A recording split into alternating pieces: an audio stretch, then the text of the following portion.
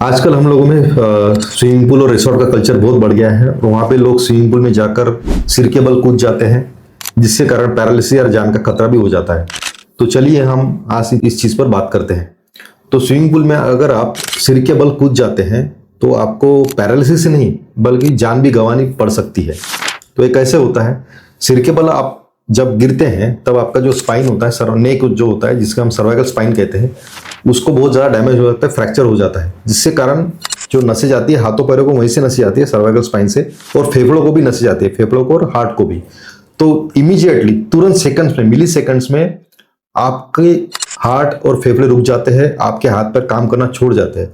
अगर आपको पैरालिसिस होता है तो आप स्विमिंग पूल के बाहर भी नहीं निकल सकते और तुरंत आपकी मृत्यु हो सकती है।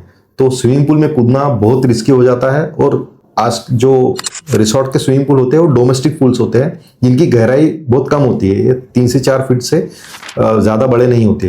तो आपको जो रिस्क होती है कूदने के बाद वो ज़्यादा हो जाती है। ये बात भी ध्यान में रखनी है कि स्विमिंग पूल जो होता है रिसोर्ट वाला, ये डाइविंग या स्विमिंग के लिए नहीं बना होता है।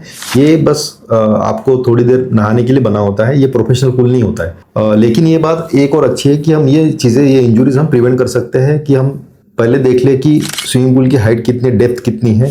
दूसरा होता है कि जो लाइफ गार्ड के इंस्ट्रक्शन होते हैं उनको हम फॉलो करें, स्ट्रिक्टली फॉलो। कभी भी स्विमिंग पूल में अल्कोहल या किसी नशीले पदार्थ का सेवन करके ना उतरे। चौथा जो होता है, कभी भी अनजाने पानी में या नदी में ना उतरे, पहले उसकी जांच कर ले, डेप्थ की जांच कर ले, तभी हम उतरे। अगर किसी कारण आप बच भी जाते हैं, स्विमिंग पूल से बाहर भी निकल जाते हैं और अस्पताल पहुंच जाते हैं, उसके बाद भी आपकी जो रिकवरी होती है वो स्मूथली नहीं हो सकती है।